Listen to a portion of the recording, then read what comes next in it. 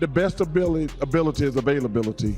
Chuck's quote on availability must really hit home for the Clippers fans now. I mean, it's been 5 years, and these guys are still waiting for Claw to win them a championship. So in January 2024, they decided to offer him an upgrade from an annual pay of $44 million to $49 million.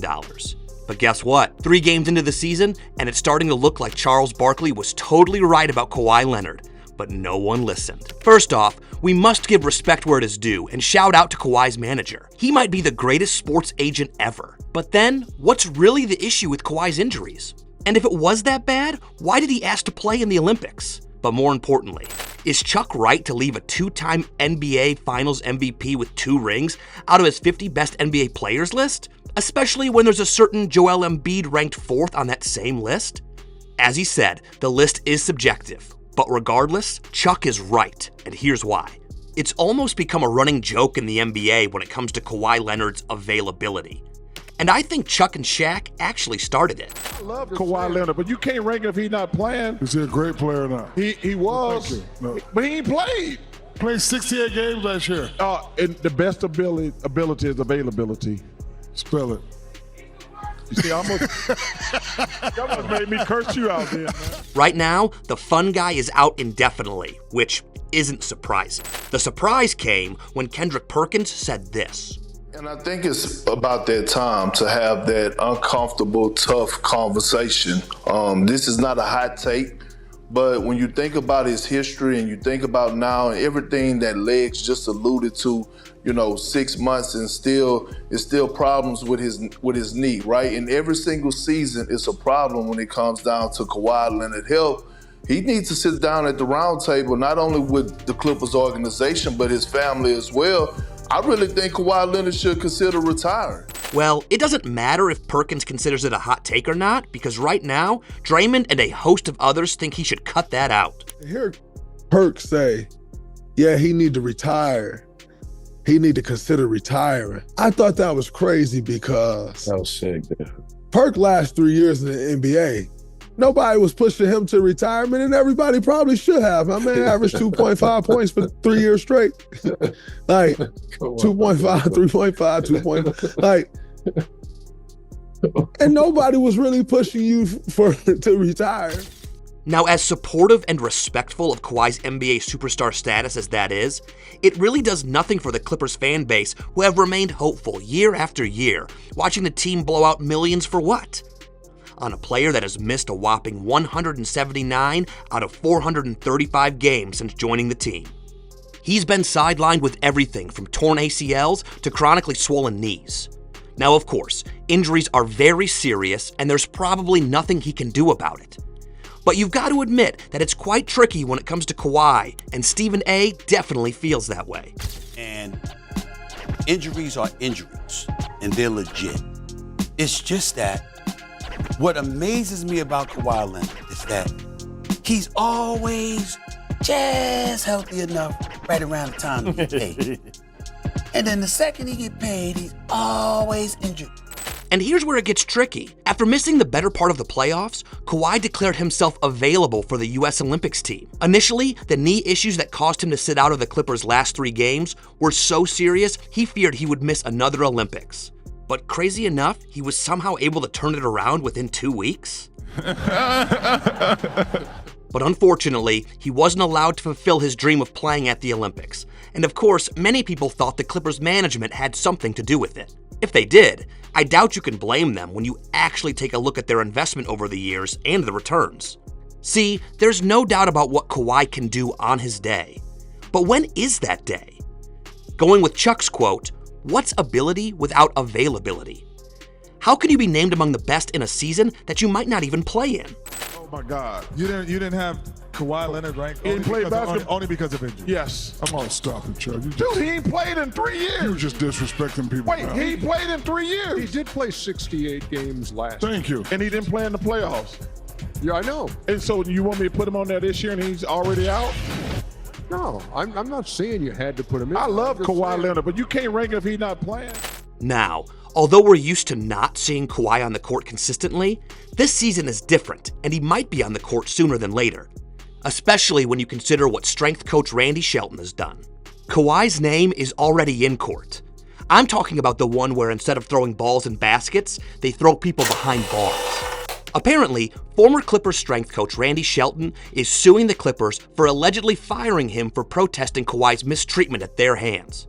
According to the coach, he was hired in 2019 as a part of a massive recruitment effort to land Kawhi and leverage their long-standing relationship.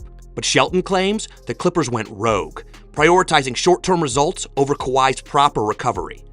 According to the suit, which was filed in October, the Clippers reportedly wanted Kawhi to hit the court far sooner than Shelton suggested, a 730 days recovery period. Instead, Kawhi was back in action within 16 months, only to miss more games as the knee troubles resurfaced. This led to a frustrating cycle where he'd be back in action briefly, then disappeared again due to another injury. Shelton believes the injuries weren't just unfortunate coincidences. He believes it was a direct result of the Clippers' aggressive handling of the player.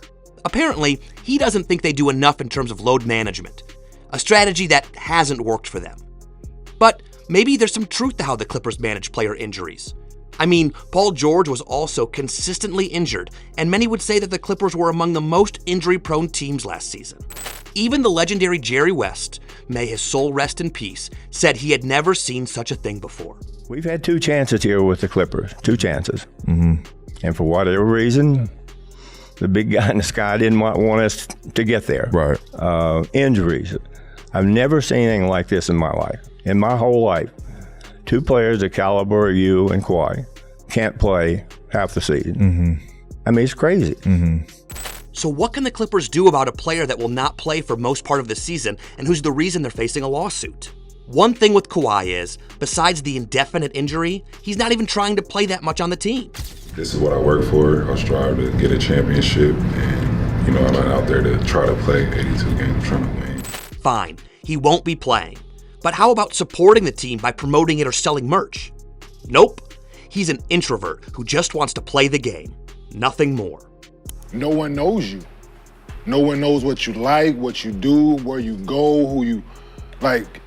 You don't speak on things, you don't promote things, you don't advertise your own brand that you like. You do nothing but work on your game, which nothing wrong with that. You don't smile. He's a fun guy, though. But yes, that is, but he inherited the superstar status when he just wanted to be a basketball player. That's it. But he's not even playing, and he's still getting $49 million from the Clips. Nonetheless, the Clippers have been turning heads this season even without him.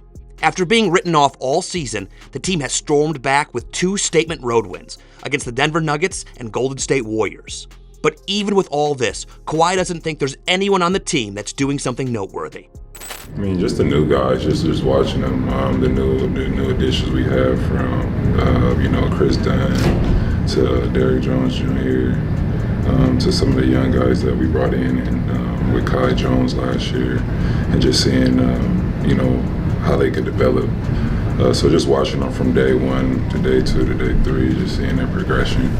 But nobody stood out to me so far. As the team keeps winning, it's hard not to question if the Clippers really need him. Yes, if he is fit, he would be a positive addition to the team, but he likely won't be fit enough long enough for it to matter. And in the meantime, he's just taking money. Many people believe the Clippers should trade him first chance they get. After all, if Kawhi's knee troubles persist, his trade value could plummet by next offseason. They moved on from Paul George, and now they've got James Harden and Norman Powell getting the job done. But are they ready for such a change? Yes, the Clippers are indeed ready for change, and you can tell from their incredible Intuit Dome. This new home features a Halo board, which is the largest double-sided arena scoreboard with an almost 360-degree view. They built this with the fans in mind, and there's no doubt that many of the fans are tired of Kawhi Leonard. Everybody's out there, and the billion-dollar scoreboard and everything's going on, and it was cool.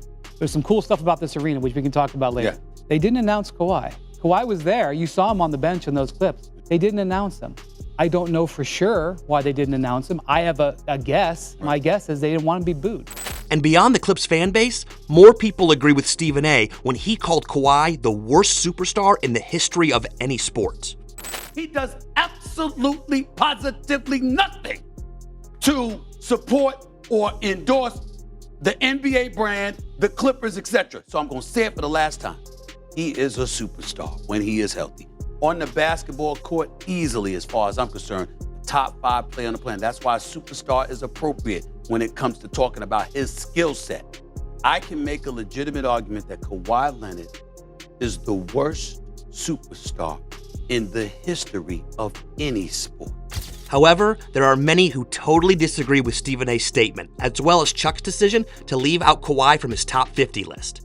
In fact, many fans disagree with the list itself, believing that players like Klay Thompson, LaMelo Ball, and Desmond Bane deserve to be on there. But honestly, for both analysts to criticize Kawhi for lack of availability while praising Joel Embiid, who basically has the same issue, is hypocritical. But what do you think? Do the Clippers really need another year of the Kawhi Leonard experience? Let us know in the comments. And if you enjoyed this video, then you should totally see what Michael Jordan said about Anthony Edwards next. It's really something that will light up the Western Conference.